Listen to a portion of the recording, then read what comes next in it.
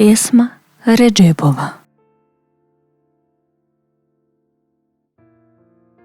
Есма Реджепова е позната пејачка и хуманитарка.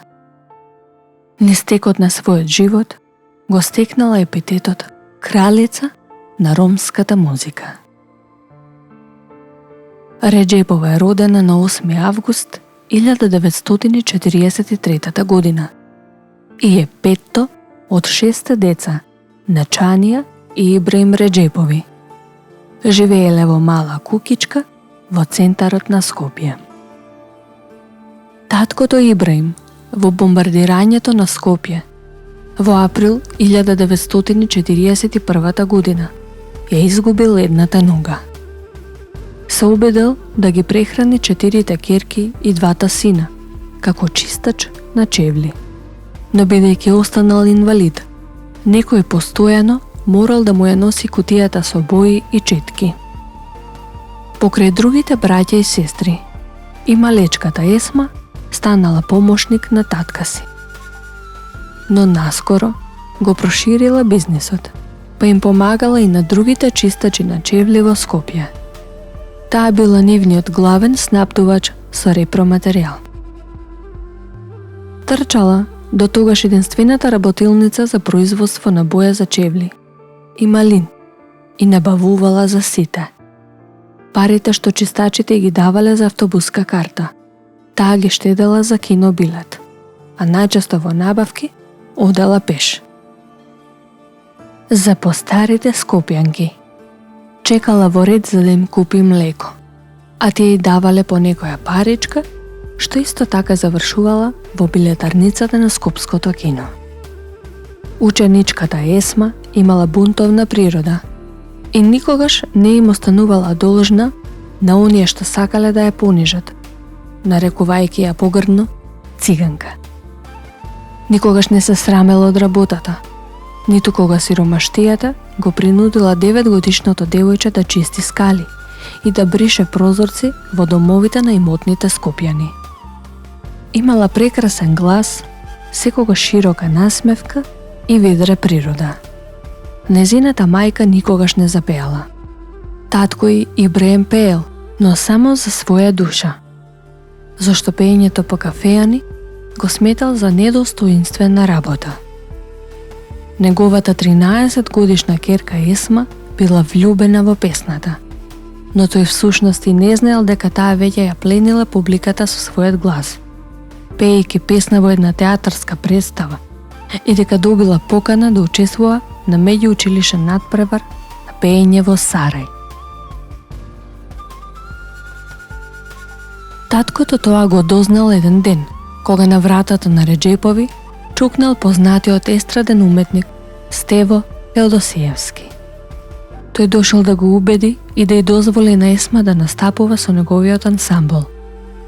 Таа есен, 1957 година, Есма победила на надпреварот и добила покани за соработка од Радио Скопје. Во 13-годишната црномореста девојка, облечена во скромно фустанче, музичките критичари откриле вон серијски талент. Тој момент, животот на Есма добил поинаков тек. Таа се вклучила во ансамблот на Теодосиевски, а татко и добил ветување од Стево дека тој ќе се грижи за неа, за незиниот настап, за кариерата и оти нема да дозволи таа да стане кафејанска пејачка. Дом и станал стариот автомобил на Стево Теодосиевски, патиштата, новите градови и хотелите. Прво почнале со скромни турнеи во Македонија, потоа во републиките на бивша Југославија. Првиот настап на Есма надвор од СФРЈ бил во 1961 година во Бугарија. На двумесечната турнеја таа била вистинска атракција, затоа што во тоа време не било природно ромите да се вклучат во естрадниот живот. Заради контактите и поразвиениот музички пазар, скопјанката Есма од 1960 година станува жител на Белград. Незиниот дом биле 2 соби на дедиње во кој живеел целиот ансамбл Теодосиевски, вклучувајќи ја и мајката на Стево, која на Есма и била како втора мајка. Музиката и заедничкото живење со Стево Теодосиевски ги крунисале во брак во 1968 година. Драчевци и денес се сеќаваат на големата и весела ромска свадба, а 7 дена подоцна бракот го регистрирале во Белград. Од Белградскиот аеродром почнуваат многу патувања на ромската музичка кралица. Есма станала популарна и поради тоа влегла во протоколот на претседателот на Југославија. Прв пат пеела пред Тито во 1961 година, кога гостин на маршалот му бил индонезискиот претседател Сукарно. Со незините песни се расположил и либискиот водач Муамер Гадафи, кога летувал во резиденцијата на Бриони. По 30 години брак, смртта на Стево ги раздели кралот и кралицата, но таа вели дека тој останал присутен во незиниот живот.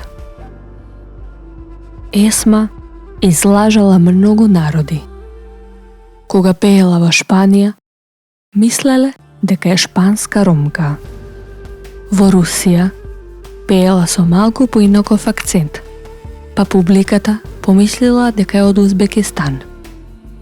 Во Келн публика од 20.000 гледачи занемела пред незиниот глас. Во концертната сала завладеала апсолутна тишина како никогаш дотогаш. Есма Реджепова се смета дека е најмаркантното музичко име на македонската, балканската и светската музичка фолк сцена. Таа била жена која животот го посветила на хуманноста, човеколюбието и добрината. Жената со божествениот глас, почнувајќи од првото музичко откривање на 11 март, благодарение на ангелскиот глас, стана светски прифатена и призната. Таа со песната, темпераментот и ромскиот музички ритам го освои светот. Есма стана лесно препознатлив македонски бренд во светот со својата оригиналност и музичка виртуозност. Кралицата на ромската музика. Есма Реджепова починала на 11 декември 2016 година во Скопје.